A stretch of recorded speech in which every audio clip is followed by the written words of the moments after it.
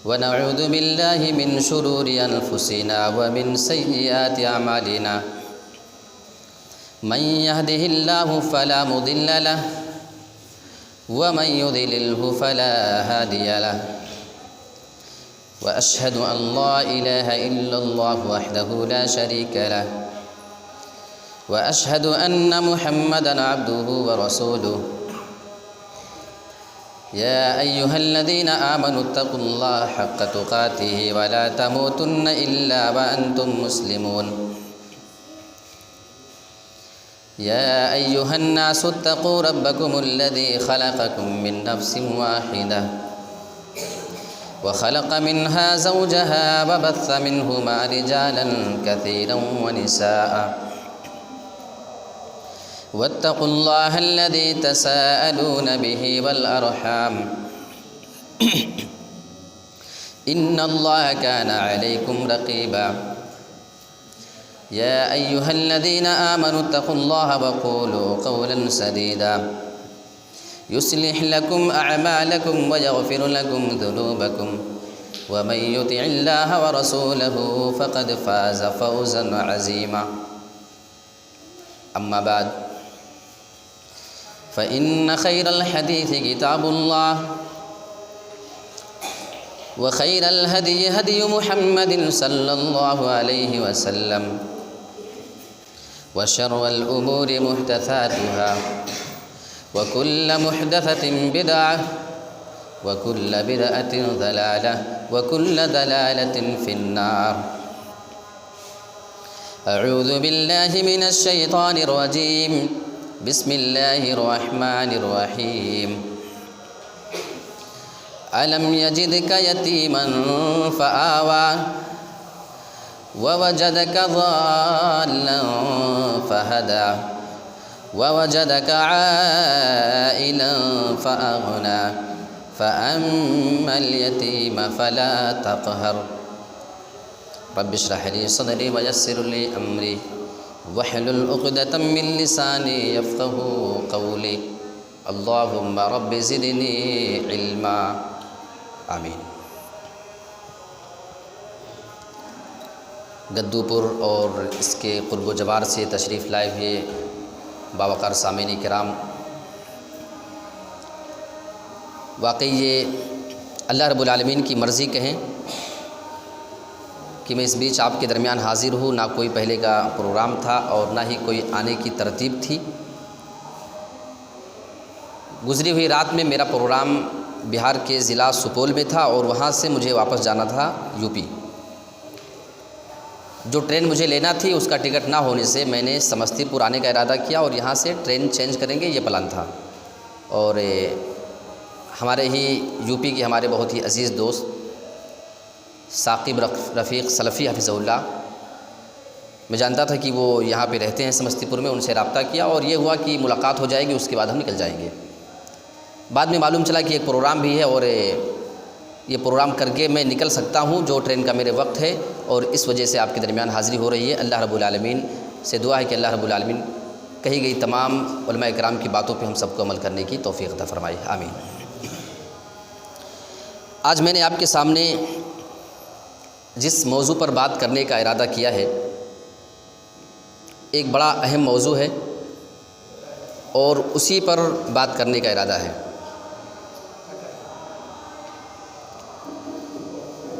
یتیم اسلام کی نظر میں یہ ایک ایسا موضوع ہے جس کے اوپر ہمیں اور آپ کو بات کرنے کی ضرورت ہے،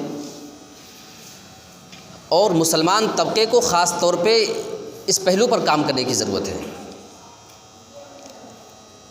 اگر ہمارے اور آپ کے سماج میں سب سے زیادہ کسی پر ظلم ہو رہا ہے تو میں دعوے کے ساتھ کہہ سکتا ہوں کہ وہ سماج کا وہ طبقہ ہے جسے ہم اور آپ یتیم کہا کرتے ہیں۔ آئیے کچھ باتیں دیکھیں، شاید کسی آدمی کے دل میں یتیم کے تئیں محبت پیدا ہو جائے اور یتیم کی خدمت کرنے کا جذبہ اس کے دل میں پیدا ہو جائے۔ جس سماج میں ہم اور آپ جی رہے ہیں اس سماج میں تو یوں معلوم ہوتا ہے کہ یتیم ہونا یہ بہت بڑا عیب ہے، یتیم ہونا گویا ایک بہت بڑی کمی ہے. کوئی یتیم ہے تو ہم اسے گری نظر سے دیکھنا شروع کر دیتے ہیں. کیا سچ میں ہماری یہ سوچ، ہماری یہ ذہنیت جو ہے یتیم کے بارے میں، یہ صحیح ہے کیا؟ اسلام کیا کہتا ہے یتیم کے بارے میں؟ ہم کیا سوچتے ہیں یتیم کے بارے میں؟ اسلام کی سوچ اور ہماری سوچ کیا مل رہے ہیں یا نہیں مل رہے ہیں؟ میں آپ کو واضح کروں کہ اگر یتیم ہونا کسی عیب کی بات ہوتی، یتیم ہونا اگر کسی نقص اور کمی کی دلیل ہوتی، تو رب کعبہ کی قسم کھا کر کے کہہ رہا ہوں، اللہ نے اپنے نبی صلی اللہ علیہ وسلم کو یتیم نہیں بنایا ہوتا. وہ ہستی جو نبی کو جو اللہ کو سب سے زیادہ محبوب ہے، وہ ہستی جس نے اپنے نام کے ساتھ اپنے نبی کے نام کو ملا دیا. تم کلمہ پڑھو اللہ کا، اگر نبی کا نام نہ لو تمہارے کلمے کبھی پورے نہیں ہو سکتے، تم کبھی اسلام میں انٹر نہیں کر سکتے. تم اذان دیتے دیتے مر جاؤ، اگر اللہ کے نام کے ساتھ اگر نبی کا نام نہ ملاؤ تمہاری اذان کبھی مکمل نہیں ہو سکتی ہے. اس نبی کا مقام تو ذرا دیکھو. لیکن اس نبی کو بھی اللہ نے یتیم بنایا تھا. اور قرآن مجید کے اندر اللہ نے نبی کی یتیمی کا تذکرہ کیا ہے. اللہ نے بتایا کہ میرے نبی آپ تو یتیم تھے. الم یجدک یتیما فآوی، اے میرے نبی کیا تجھے تیرے رب نے یتیم نہیں پایا؟ جب تو پیدا ہوا تو تیرے باپ کا انتقال ہو چکا تھا. نبی کی زندگی ہم پڑھتے تو معلوم چلتا کہ اللہ کے نبی جب 6 سال کی عمر کو ہوتے تو ماں کا بھی انتقال ہو جاتا ہے. اللہ رب العالمین اسی جانب اشارہ فرما رہا ہے، الم یجدک یتیما فآوی، اے میرے نبی کیا تجھے تیرے رب نے یتیم نہیں پایا؟ جب تو یتیم تھا اللہ نے تجھے یتیمی کی حالت میں پایا تو اللہ نے تجھے بے سہارا نہیں چھوڑا، تجھے بھٹکتا ہوا نہیں چھوڑا، بلکہ وہ تیرا ٹھکانہ بن گیا. اللہ نے تجھے سہارا دے دیا. یہاں یہ بتانا چاہ رہا ہے اللہ کہ ہمارے نبی کو جب ہم نے یتیم پایا ہم نے ان کو سہارا دے دیا، میں نے ان کا ٹھکانہ بنا دیا. تو اگر تمہارے سماج میں بھی کوئی یتیم ہے تو اللہ کا طریقہ یہ ہے کہ یتیم کو بھٹکنے نہ دیا جائے، لہٰذا تم بھی یتیم کو ایسے ہی بھٹکنے مت دیا کرو، اس کا سہارا بن جایا کرو. وَوَجَدَكَ ضَالًّا فَهَدَىٰ، اے میرے نبی کیا تجھے تیرے رب نے گمراہ نہیں پایا؟ تو ہدایت کے لیے بھٹک رہا تھا تو اللہ نے تجھے ہدایت دے دیا، اللہ نے تجھے نبی بنا دیا، قرآن دے دیا. وَوَجَدَكَ عَائِلًا فَأَغْنَىٰ، اور کیا تجھے تیرے رب نے مسکین نہیں پایا؟ تو غریب اور لاچار نہیں تھا، تو بے بس اور کمزور نہیں تھا، تو اللہ رب العالمین نے تجھے مالدار بنا دیا، تجھے اللہ نے غنی اور مالدار بنا دیا. اے میرے نبی اپنے بچپنے کو یاد کرنا، آپ بھی بچپن میں یتیم تھے، اللہ رب العالمین آپ کا سہارا بن گیا تھا. فَأَمَّا الْيَتِيمَ فَلَا تَقْهَرْ، لہٰذا اے میرے نبی جب آپ کے ساتھ اللہ نے یتیمی میں رحم کیا تو خبردار اے میرے نبی، اگر آپ کے سماج میں کوئی یتیم پایا جائے، اگر آپ کے سماج میں کسی معصوم بچے کے باپ کا انتقال ہو جائے، اگر وہ بے سہارا بن جائے، فلا تقہر، خبردار کبھی اس پہ سختی نہیں کرنا، کبھی اس کے اوپر تو ٹارچر نہیں کرنا.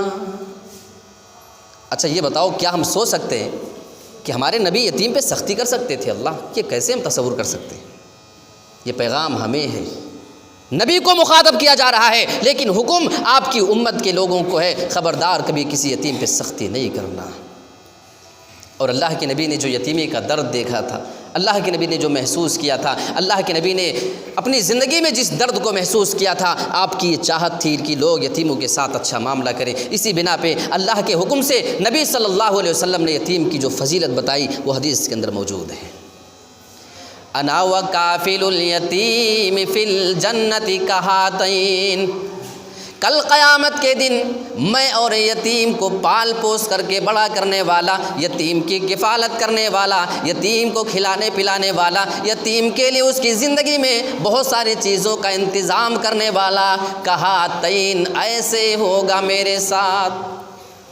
وَأَشَارَ بِالسَّبَّابَةِ وَالْوُسْطَىٰ، اللہ کے نبی نے اپنی شہادت اور بیچ کی انگلی کو ملا لیا. آپ نے فرمایا جیسے یہ دونوں انگلیاں آپس میں ملی ہوئی ہیں، کل قیامت کے دن جب سارے لوگ چلے جائیں گے، جن کا جہاں ٹھکانہ بن جائے گا، تو یتیم کی کفالت کرنے والا میرے ساتھ جنت میں رہے گا، جنت میں میرا پڑوس بن کر کے رہے گا.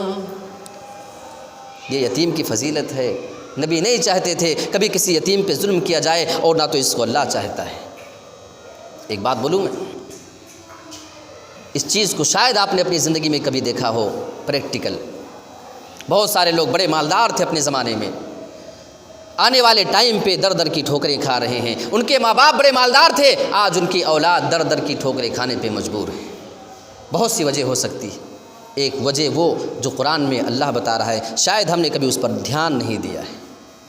اگر آپ مالدار تھے، آپ کی دولت اچانک سے چھینی جا رہی ہے، اللہ کی طرف سے آپ پہ عذاب آ رہا ہے، سوچو، غور کرو. اس میں ایک وجہ یہ بھی ہو سکتی ہے جو آگے اللہ بیان فرما رہا ہے.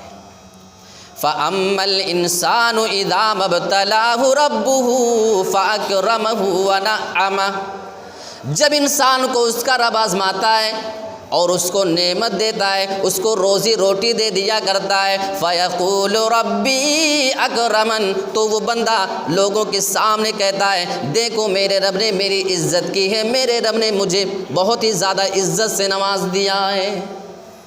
وَأَمَّا إِذَا مَا ابْتَلَاهُ فَقَدَرَ عَلَيْهِ رِزْقَهُ. اور جب انسان کو اس کا رب آزما رہا ہوتا ہے، آزماتا ہے، آزمائش میں ڈالتا ہے، فقدر علیہ رزقا، آزمائش کی صورت یہ ہوتی ہے کہ اس کی روزی کو اللہ چھین لیا کرتا ہے، جو اللہ کی دی ہوئی دولت ہے اللہ اس کو چھین لیا کرتا ہے. فیقول ربی اہانن، تو یہ بندہ پھر شکایتیں کرتے پھرتا ہے، دیکھو میرے رب نے مجھے ذلیل کر دیا، میرے رب نے مجھے رسوا کر دیا ہے، اللہ نے میری عزت کو چھین لیا ہے. لوگ دیکھ کر کے احترام کیا کرتے تھے، لوگ دیکھ کر کے کھڑے ہو جایا کرتے تھے، آج میری عزت چھن چکی، آج میری دولت چھینی جا چکی ہے. قرآن میں اللہ وجہ بتا رہا ہے، کلا بل لا تکرمون الیتیم. اے میرے بندے یہ نہیں سوچنا کہ اللہ نے تیری دولت ایسے چھین لی ہے. بل لا تکرمون الیتیم، وجہ یہ تمہاری دولت چھینی اس لیے جا رہی ہے کیونکہ تم یتیم کی عزت نہیں کرتے، تم یتیم کی تکریم نہیں کیا کرتے ہو. وَلَا تَحَاضُّونَ عَلَىٰ طَعَامِ الْمِسْكِينِ، اور تم مسکین کو کھانا کھلانے پہ ابھارتے بھی نہیں ہو. آیت کریمہ میں اللہ کی بات کرنے کا انداز ذرا دیکھو. یتیم کا مقام کیا ہے میں آپ کو اس آیت سے سمجھاتا ہوں. جب بات مسکین کی آتی ہے، اللہ نے اس کا حق صرف یہ بتایا ہے کہ اس کو کھانا کھلا دیا کرو، اس کا حق ادا ہو جائے گا. کھانا گھر پہ بلا کر کے کھلا دیا، یہ بھی کھلانا ہے. کھانا بنا کر کے گھر پہ بھیجا دیا اس کے، یا آپ راشن لے کر کے کسی مسکین کو دے دیا کریں، یہ بھی کھانا کھلانے میں شامل ہیں. لیکن جب بات یتیم کی آتی ہے، اللہ رب العالمین نے پھر یتیم کا مقام اتنا ہلکا نہیں رکھا ہے کہ اس کو یوں ہی کھانا کھلا دیا تو اس کا پھر حق ادا ہو گیا، بلکہ اللہ فرما رہا ہے کلا بل لا تکرمون الیتیم. اے میرے بندو تمہیں تو یتیم کی عزت کرنی پڑے گی، اسے صرف کھانا کھلانے سے کام نہیں چلنے والا ہے. اب یتیم دو طرح کے ہو سکتے ہیں.